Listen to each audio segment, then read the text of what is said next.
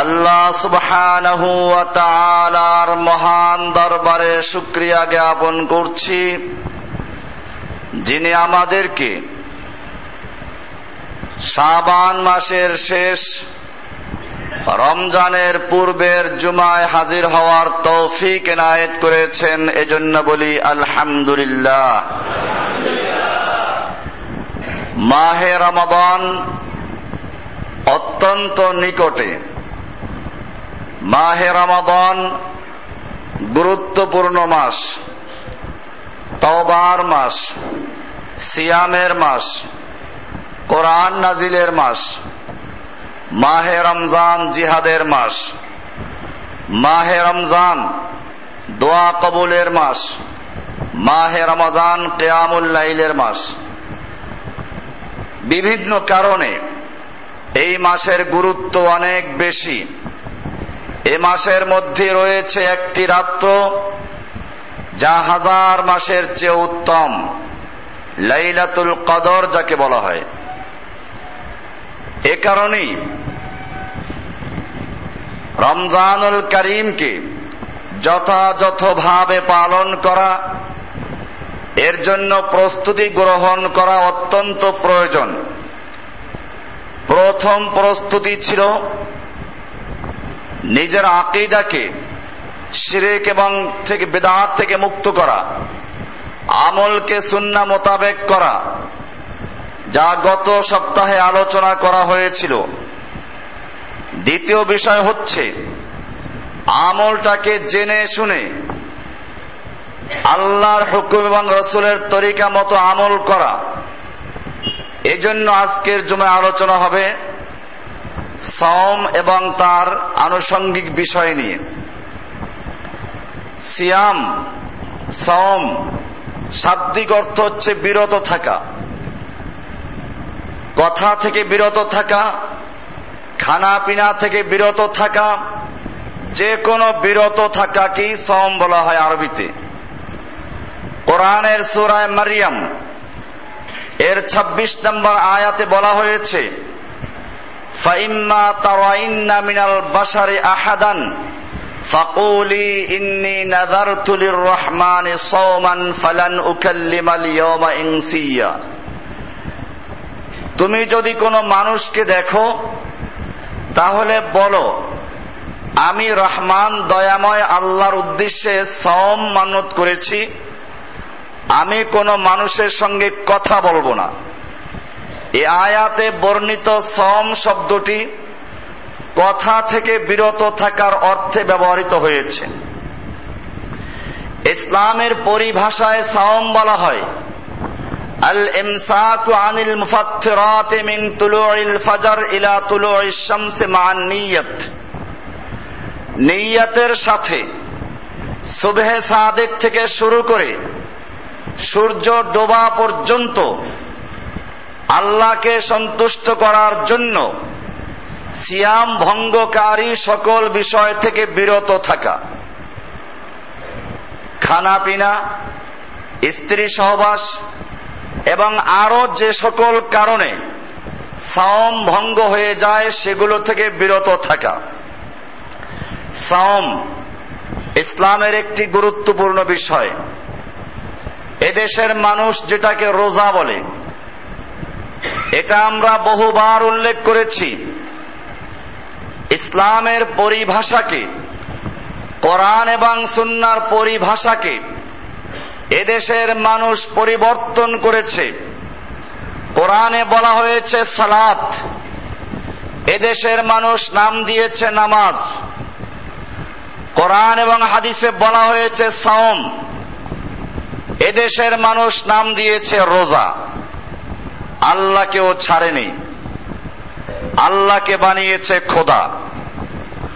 আল্লাহ সুবহানাহু ওয়া তাআলা পবিত্র কোরআনে ইরশাদ করেছেন, ওয়ালিল্লাহিল আসমাউল হুসনা ফাদউহু বিহা। আল্লাহর রয়েছে অনেকগুলো সুন্দর সুন্দর নাম, আল আসমাউল হুসনা, সুন্দর নাম। ফাদউহু বিহা, অতএব তোমরা আল্লাহকে সে নামেই ডাকো। আল্লাহ নিজের নামগুলো নিজে রেখেছেন। শুধু তাই না, এই নামগুলোকে আসমাউল হুসনা বলে খেতাব দিয়েছেন, সুন্দর নাম। এরপরে আবার ওই নামে ডাকার জন্য হুকুম করেছেন। এরপরে আল্লাহর দেয়া সেই নামগুলোকে বাদ দিয়ে নিজের পক্ষ থেকে মন গড়া কোনো নাম দিয়ে ডাকা আল্লাহর সঙ্গে কত বড় বেয়াদবি করা। আল্লাহর যে নামগুলো রয়েছে তার মধ্যে কোনো খোদা নেই। এজন্য মনে রাখতে হবে, অনেকের কাছে বিষয়টা আশ্চর্যজনক মনে হয়। এদেশের সকলেই বলে অসুবিধা কি? অসুবিধা একটাই, আল্লাহ সুবহানাহু ওয়া তাআলার নামকে পরিবর্তন করা হলো, আল্লাহর নির্দেশকে অমান্য করা হয়েছে। তোমার নিজের নামটাকে পরিবর্তন করে যদি কেউ বল্টু পল্টু এসব নামে ডাকে তাহলে নিশ্চয়ই তুমি রাগ করো। তোমার নামকে পরিবর্তন করে ব্যঙ্গ করলে তুমি যদি রাগ করতে পারো, আল্লাহ সুবহানাহু ওয়া তাআলা যিনি নিজের নাম নিজে রেখেছেন, আসমাউল হুসনা বলে ঘোষণা করেছেন, এরপরে সেই নামের উসিলায় ডাকতে বলা হয়েছে। সেই নাম বাদ দিয়ে যখন মানুষ খোদা ডাকে, নিশ্চয় আল্লাহ সুবহানাহু ওয়া তাআলা অবশ্যই খুশি হন না, বরং বেজার হয়ে যান।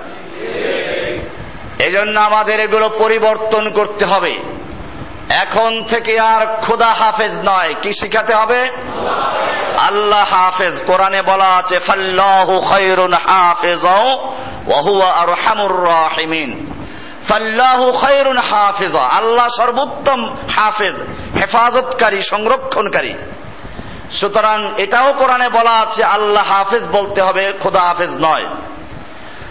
আলোচনা হচ্ছিল সাওম শব্দকে আমরা পরিবর্তন করে বানিয়েছি রোজা।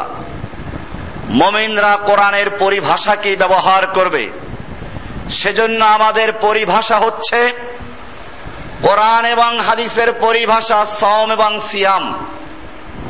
যে ব্যক্তি সাওম পালন করে তাকে বলা হয় সায়েম, যে সালাত আদায় করে তাকে বলা হয় মুসাল্লি, যে সাওম পালন করবে তাকে বলা হবে সায়েম। এই সায়েম সম্পর্কে বলা হয়েছে সুবহে সাদেক থেকে শুরু করে সূর্যাস্ত পর্যন্ত সকল প্রকার সাওম ভঙ্গকারী, সাওম বিনষ্টকারী, খানা পিনা, স্ত্রী সহবাস সহ আরো যেগুলো আলোচিত হবে, এর থেকে বিরত থাকার নাম হচ্ছে সাওম। এই সাওম শুধুমাত্র এই উম্মতের জন্যই ফরজ করা হয়নি, এই সিয়ামের বিধান ছিল আগের উম্মতের প্রতিও, এই উম্মতের প্রতিও ফরজ করা হয়েছে।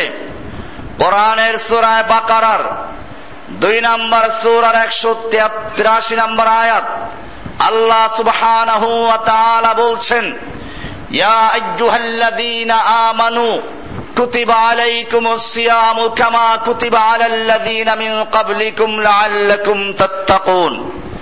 হে ঈমানদারগণ, তোমাদের উপরে সিয়ামকে ফরজ করা হয়েছে যেমনি ভাবে ফরজ করা হয়েছিল তোমাদের আগের লোকদের প্রতি। অবশ্য আগের লোকদের প্রতি রমাদান মাসে দীর্ঘ 1 মাস পর্যন্ত সিয়াম রাখা ফরজ ছিল, এরকম কোনো বিষয় জানা যায়নি। সিয়াম ছিল, হয়তো আশুরার সিয়াম ছিল বা অন্য রমজান মাস ছাড়া আরো সিয়াম ছিল, কিন্তু দীর্ঘ 1 মাস পর্যন্ত রমাদানুল করিমে সিয়াম পালন করা এই উম্মত কি আল্লাহ সুবহানাহু ওয়া তাআলা দান করেছেন। কেন দান করলেন? কোরআন বলছে লাআল্লাকুম তাত্তাকুন, যাতে তোমরা মুত্তাকি হতে পারো, সংযমী হতে পারো। এখানে বলা হয়েছে, কোরআন পরিষ্কার করে দিয়েছে কুতিবা আলাইকুমুস সিয়াম, তোমাদের উপরে সিয়ামকে ফরজ করা হয়েছে। এরপরে কোরআনে আর এক আয়াতে বলা হয়েছে, সূরা বাকারা 2 নম্বর সূরার 185 নম্বর আয়াতে বলা হয়েছে, শাহরু রমাদানাল্লাযী উনজিলা ফীহিল কুরআন, রমজান মাস হচ্ছে সে মাস যে মাসে কোরআন নাজিল করা হয়েছে, হুদাল লিন-নাসি ওয়া বায়্যিনাতিম মিনাল হুদা ওয়াল ফুরকান, যে কোরআনের মধ্যে রয়েছে মানব জাতির জন্য হেদায়েত, ওয়া বায়্যিনাতিম মিনাল হুদা ওয়াল ফুরকান, এবং হেদায়েত ও সত্য মিথ্যার মধ্যে পার্থক্যের স্পষ্ট বর্ণনা রয়েছে। এরপরে আল্লাহ সুবহানাহু ওয়া তাআলা বলছেন, ফামান শাহিদা মিনকুমুশ শাহরা ফালিয়াসুমহু, তোমাদের মধ্যে যে কেহ এই মাসে উপস্থিত হবে, এই মাসে উপনীত হবে, এই মাস পেয়ে যাবে, ফালিয়াসুমহু, সে অবশ্যই এ মাসে সিয়াম পালন করবে, সিয়াম রাখবে। এমনি ভাবে রাসূল আকরাম সাল্লাল্লাহু আলাইহি ওয়াসাল্লাম ইরশাদ করেছেন, বুনিয়াল ইসলামু আলা খামসিন, ইসলামের ভিত্তি স্থাপন করা হয়েছে 5টি জিনিসের উপরে। প্রথম বিষয় হচ্ছে শাহাদাতু আল্লা ইলাহা ইল্লাল্লাহ ওয়া আন্না মুহাম্মাদান আবদুহু ওয়া রাসূলুহু। 1 নাম্বার বিষয় হচ্ছে 2টা সাক্ষী দেওয়া, আল্লাহ ছাড়া কোনো ইলাহ নেই, কোনো মাবুদ নেই, তিনি এক ও একক, এবং মুহাম্মদ সাল্লাল্লাহু আলাইহি ওয়াসাল্লাম আল্লাহর পক্ষ থেকে প্রেরিত বান্দা এবং রাসূল।